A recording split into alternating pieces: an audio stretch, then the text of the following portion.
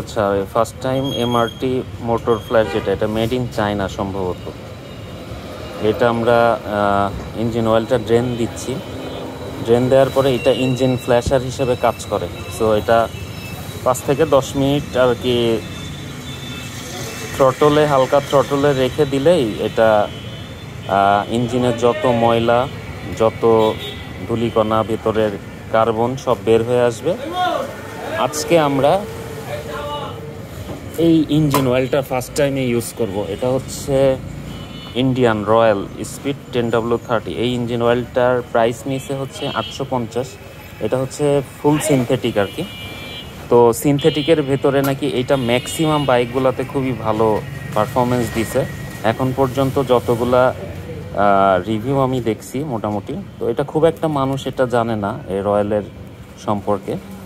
So আমাকে একজন ভাই রিকমেন্ড করলেন, উনি নিজে একজন ইঞ্জিনিয়ার এবং একজন বাইকার। সো উনি আমাকে ইঞ্জিন অয়েল হিসেবে এইটা সাজেস্ট করলেন যে শীতকালে 10W30 গ্রেডের এই অয়েলটা আমাদের বাইকের জন্য সবথেকে ভালো কাজ করে, এবং যত গরম বেশি পড়বে আমরা 20W40-তে যাব আর কি, ঠিক আছে। এবং আমরা হচ্ছে যদি শীতকাল হয় 10W30, একটু যদি দেখা যাচ্ছে ফেব্রুয়ারি মার্চের দিকে যাই, তাহলে আমরা 10W40 ইউজ করতে পারি।